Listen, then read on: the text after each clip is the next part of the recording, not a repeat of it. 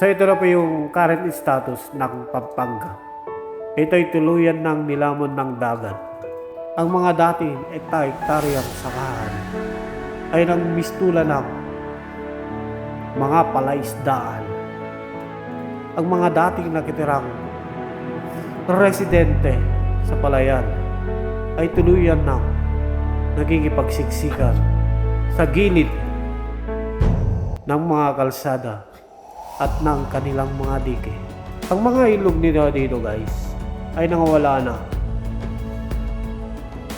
dahil sa pagpupumilit ng mga residente na tagasan ang baha madulot ng high tide dito sa Pampanga.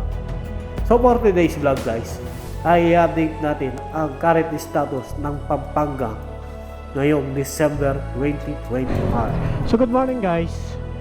Today is Martes, December 9, 2025. Grabe, mayroon na nagtatambak dito guys oh. Ito yung bago dumating ng bago dumating ng welcome hours ng Masantol, Pampanga. Kung makikita nyo guys, meron pa rin tubig dito. Ito na lang yung natitira eh.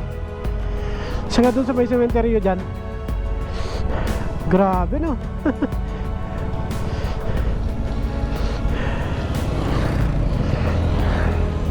Parami na yung mga reclamation kasi dito guys, parami ng parami. Ayan o. Yung mga dating palayan, yun, ito mga nandito guys, dating palayan yan. Pero ano na, tinubuan na ng mga bakawan. Ayan o. Tingnan nyo. Diba? Tinubuan na ng mga bakawan. Ang tubig dito, hindi na tubig tabang. Ano na, tubig alat na. Dating palayan, naging palaisdaan na. Yung mga magsasaka dati guys, nag-shift na sila from magsasaka to mangingisda. Yung iba, yung may kaya, nagpatayo sila ng mga pispan. Pero yung iba, wala na. Yung mga nakatira dati sa guys, tawag dito, yung mga nakatira dati sa diyan sa gitna ng kabukiran, nagipagsiksikan nila sa ngayon dito sa may sa may malapit sa kalsada. Meron tumirik doon kaya pala ang bagal. Ito na lang yung baha dito guys na part.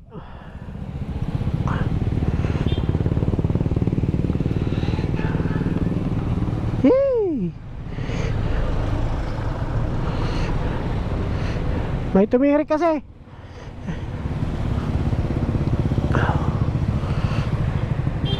Kailangan na talaga itaasan ulit to para magamit. Try natin. Kaya naman yan. Taas na lang natin yung paa natin guys.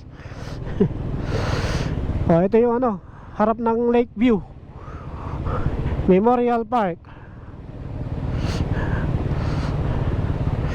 Ang taas pa rin ng baha.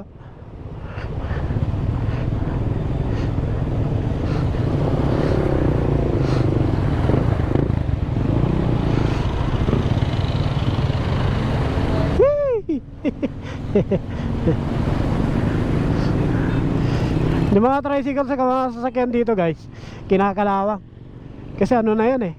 Hindi na tubig damang yung tubig dito. Tubig alat na. Madali na lang mag-cause ng corrosion. Yung iba, nagsawa na. Dahil kinakalawang ng kinakalawang, yung mga ibang parts na ng mga tricycle nila, ang ginawa nila, kahoy na lang yung nilagay. Hoy. So approaching na tayo ng simbahan guys.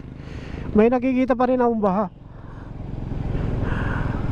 Konti lang naman. Ito na yung kanilang simbahan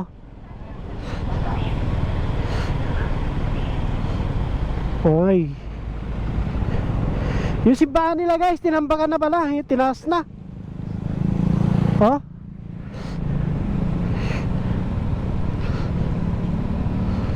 May baha pa rin dito.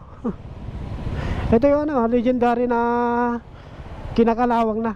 Yung modernized jeep.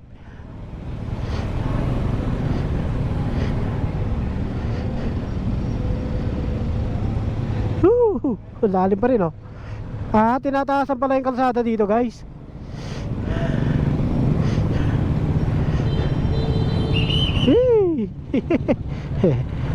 Yung cover court nila hindi naman pakinabangan oh. Malamang sa malamang yan, tatambakan din yan. Ito yung tinatambakan ngayon ano, daan dito papunta dun sa may palengke ni Nels mismo. Ito yung ano guys, yung building ng ano, munisipyo ng Masantol, Pampanga.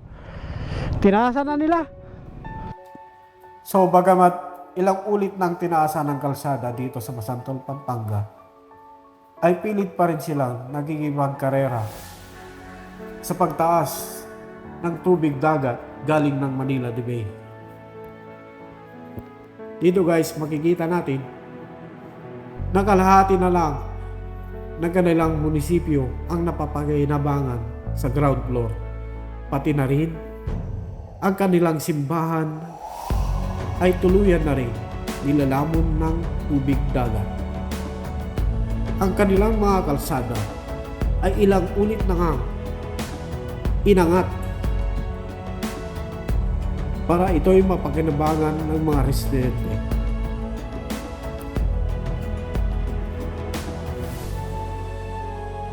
Taon-taon ay bumababa ang level ng lupa dito guys. Dulot ng siltation. Kung dati-dati ay 1 inches per inch per year lang ang paglubong ng dagat dito, dulot ng sobrang pag-extract ng mga residente ng tubig na malinis para sa kanilang pang-araw-araw na pangangailangan sa tubig, ay umabot na nga ito ng 4 inches per year. Ito'y nakakaalarma na dahil bagamat ilang ulit man silang mag-reclaim ng kanilang pamayanan, ay paulit-ulit pa rin silang lumulubog dulot ng siltation. Dagdag pa dito guys, ang mga heavily silted nilang mga ilog katulad ng Pampanga River, kung saan tinubuan na ng mga halaman ang kanilang mga ilog.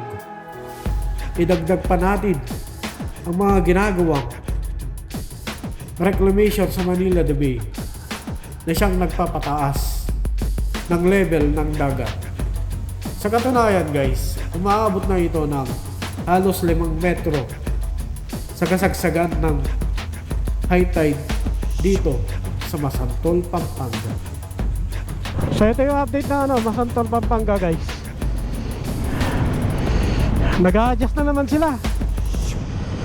Tinataasan na naman yung daan.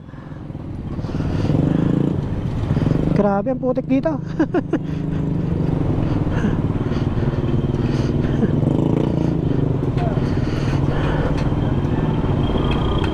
So ito na yung ano guys, pamilihang bayan ng Masantol, Pampanga. Ito yung likod ng ano, ng kanilang munisipyo.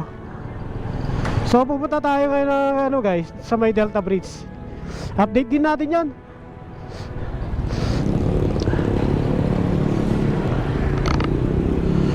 Pag nagawa na sana yung ano guys, yung mega flood control project dito guys, na yung expressway, tapos ano na rin siya, flood control project na rin siya, yung magmumula lang na Botas papunta ng Bataan. Bali gagawan na ano ng kalsada kasi yung Manila Bay, particular dun sa Consuelo de Macabebe. Ito na yung ano guys, part na to ng ano, Santa Lucia, Masantol, Pampanga. Ayan na yung ano, Sapang Maragul. Sapang Maragul. Diyan makikita yung ano guys, yung Mega Dike. na tinapos na. Ito yung ano, part to na ano, dike.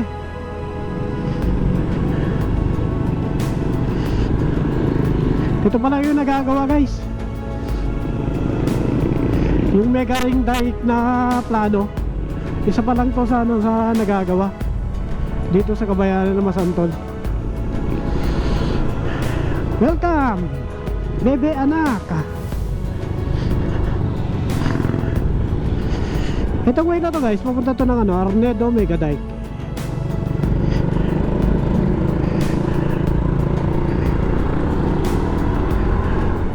Ayun o, ang luwag na ng ano, ang luwag na ng kanilang ilog dito. Yan yung ano, Sapang Maragol. Yan lang yung ano, na dredging dito, guys. Pero yung Pampanga River kasi hindi naman nila na dredge yun. Ayun na yung ano, yung dike. Ayan na. Isa lang yan sa napakaraming dike dito, guys, na gagawin. Ayan o. Yung kabila kasi niyan, guys, Pampanga River na yon.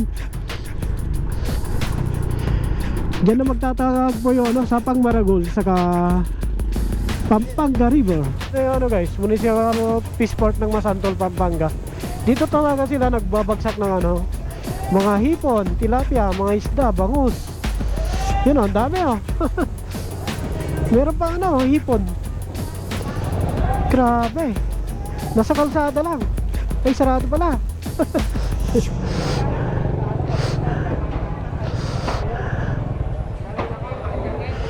Ayun o.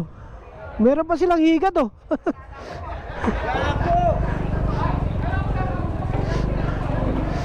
Tapos yun o.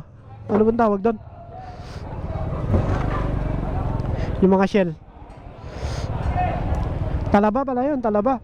Meron din pala talaba dito, no? Ayun, lalaki oh. Grabe.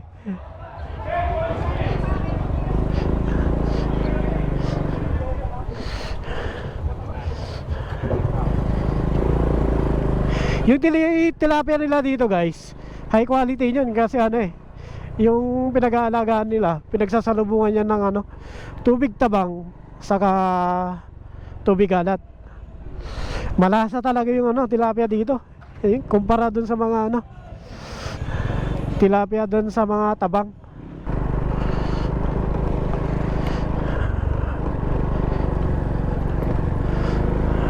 Ayun o. So dito na naman tayo sa Delta Bridge, guys. Ayun yung mga ano, naglalagay ng mga seat piles, mga nagde-dredging.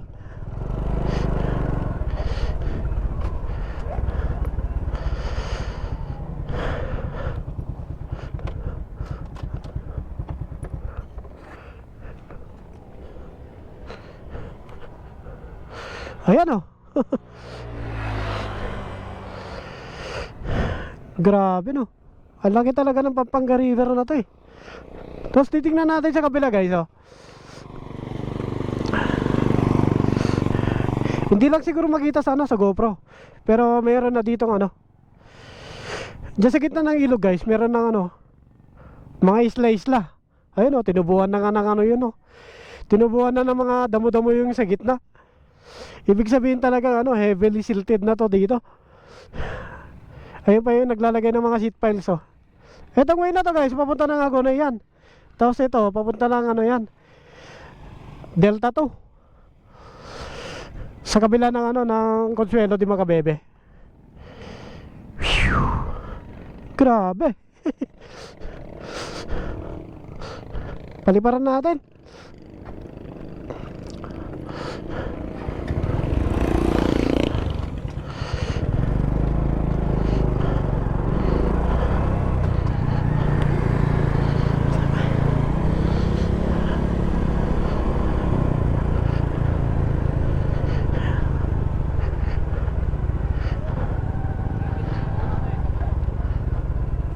Tingnan muna natin dulo, guys.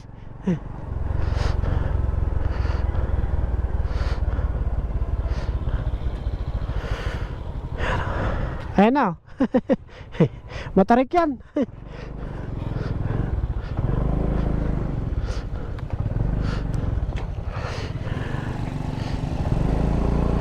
Yung ibang tricycle dito guys, nabibitin pag umaangat sila.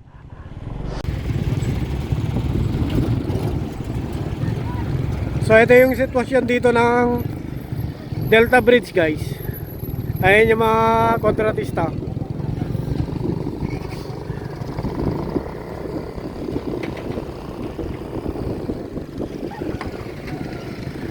Yun o.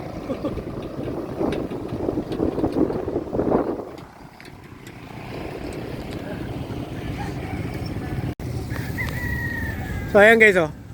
Yung mga tricycle dito, hirap na hirap umahon dito. Lalo na yung mga may mga laman.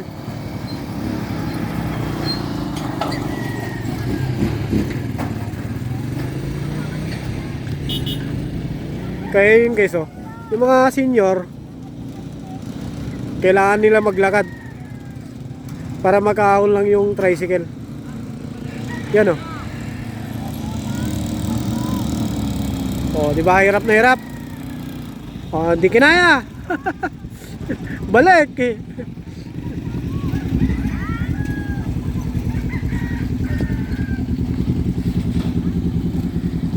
Matarik kasi ito guys eh, ayan oh. Yan, take 2. Belo, belo.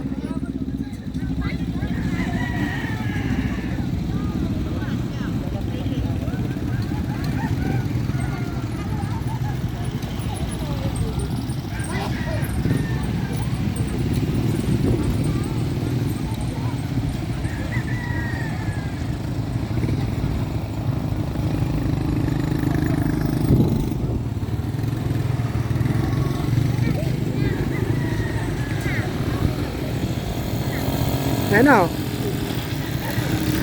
Oh, hirap na hirap. Ayan na, take 2.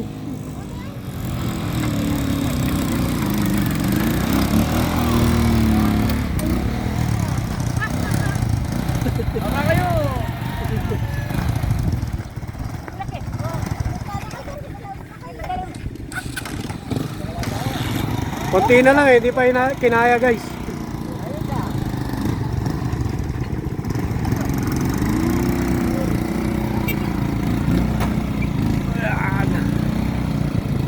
Sige.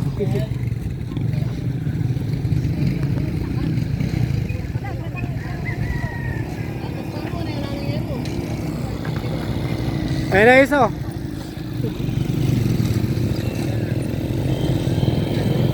Pero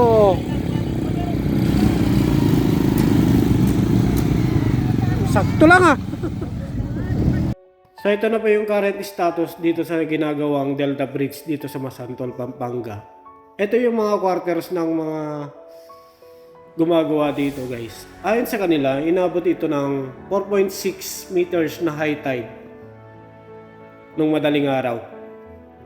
Ano dito guys, wala nang baha pero normal na lang na nagkakatubig dito dahil sa pagtaas ng tubig dagat.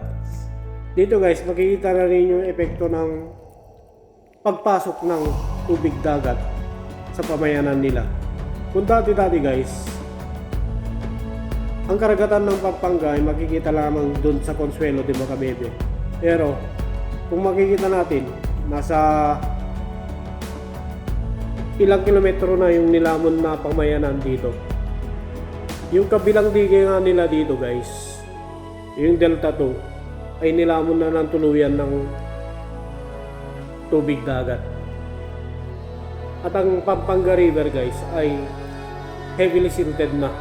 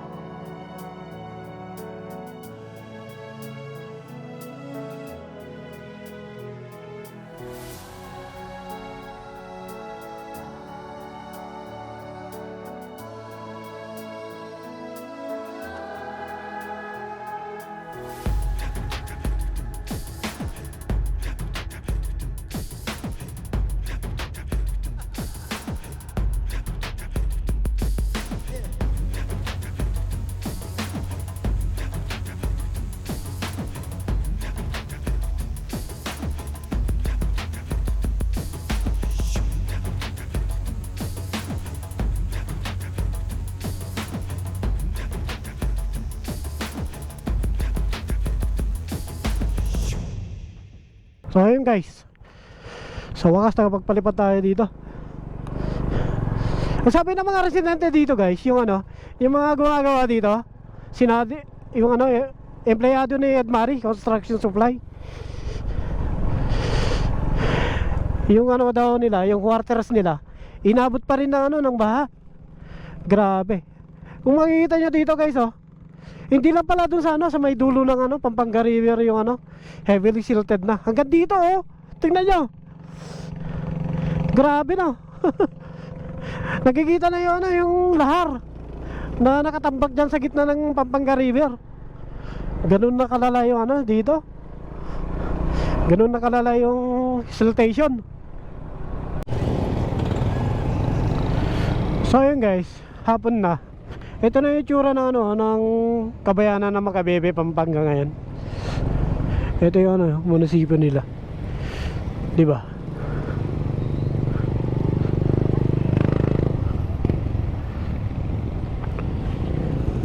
Tapos yung simbahan nila guys, grabe. Ang dami ng dilubyong pinagdaanan yan. Lindol, baha, pati yung pagputok ng ano, Mount Pinatubo, naranasan na yan. Magmula kasi nung pumutok yung Mount Pinatubo nung 1991 guys, nagbago na yung ano, yung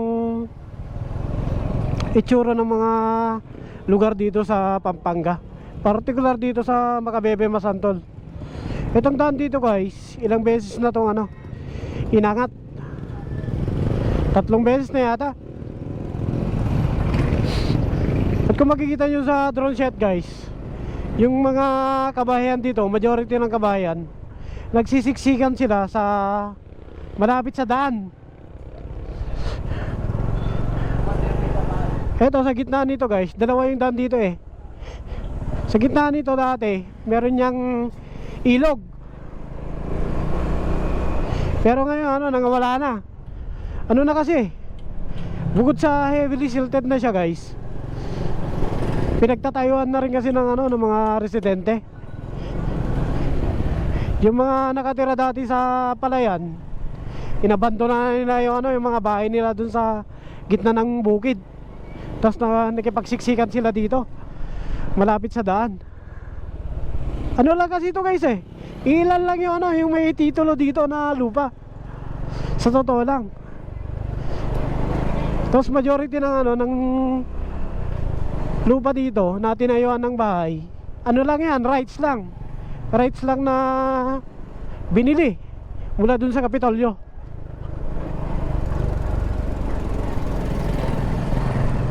Yung iba kasi, yung mga dating nakatira dito, pinabandona na nila yung ano, yung mga property nila. Halos di na mapakinabangan. Kaya yung mga natitirang mga ano, residente dito, sila yung ano, bumibili ng rights. Tapos sila na rin ano, nagpapatayo ng mga bahay. Tapos kung makikita nyo, yung abang na ano, kanilang bahay, meron ng paangat. Eto, bagong-bago lang to. Ayan, di ba? Oh. Tinaasan na nila. Ano kasi ito eh, lumulubog. Taon-taon kasi guys, lumulubog yan. Dati ano, 1 inches, 2 inches, hanggang umabot na ng 4 inches. Ito yung pinakamalala ngayon, 2025. Tapos yung high tide dito, malala. Nag-range siya ng ano, 4.6 hanggang 4.9. Minsan umabot pa ng ano, 5 meters. Ganong kalala. Tapos yung mga laman dito guys, nangamatay na. Kasi yung ano eh, yung tubig kasi dito guys, tubig alat na. Hindi na siya tubig tabang. Mamaya makikita natin doon. Ayun o. Yung simbahan dito, ilang beses na yung inangat. Ito yung ano guys, papunta na ano, Puro 4, San Juan, Makabebe, Panga. Yung dulo nito guys, ano, yung pinakadulong dulo, Barangay Castule. Castule, Makabebe, Pampanga. Tapos yung kabila nun, yung masisilip doon, ano na yung part na yun ng ano, Minalim, Pampanga. Yun na yung pinaka-boundary.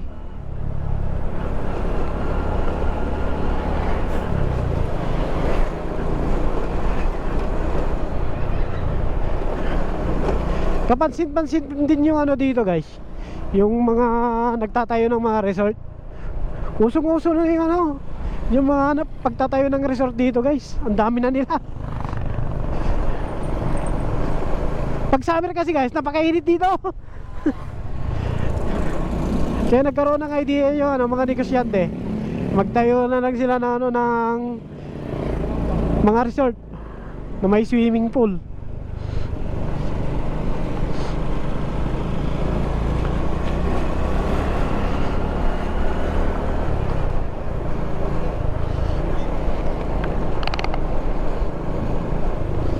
O ayan o, bagong reclaim lang ito guys o. O diba?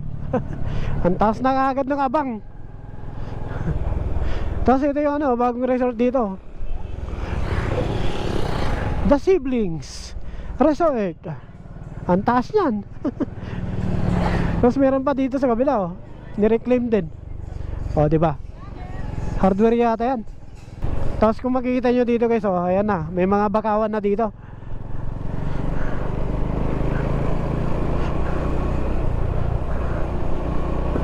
Ayun o, welcome Barangay San Rafael.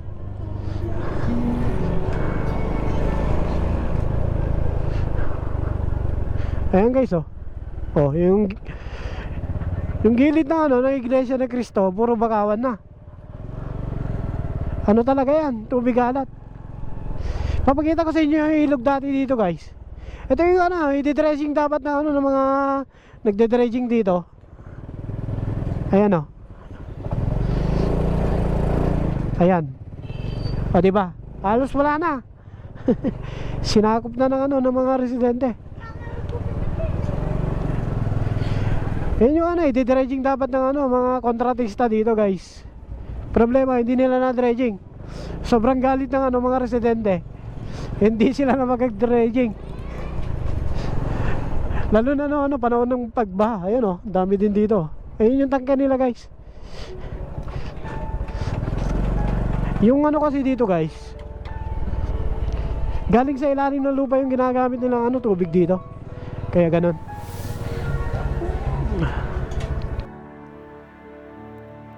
So ito na po yung itsura ng Makabebe, Pampanga guys. Nagmistulan na itong water world. Ito ay sakop na ng dagat ng Manila Bay. Bali ito na yung nagiging extension guys. Yung mga ilog dito at maliit na sapa nang wala na. Yung mga nakatira kasi dati sa may mga palayan, mga magsasaka, ay tuluyan ng nagkikipagsiksikan sa gilid ng mga kalsada. Umabot na sa punto na pati yung creek nila at yung mga ilog ay sinakop na nila para lang matakasan yung pagbaha at pag-angat ng tubig dagat dito sa kanilang komunidad.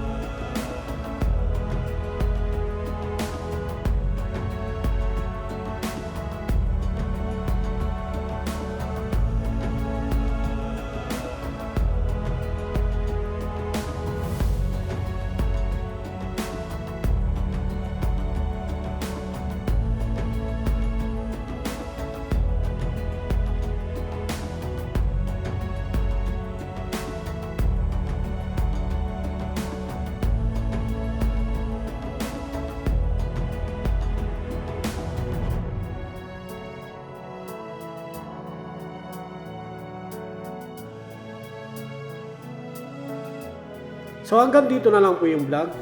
Maraming salamat po sa inyong panonood. At huwag po na natin kakalimutan mag-subscribe sa aking YouTube channel. Sa kapwa sa atin ang mga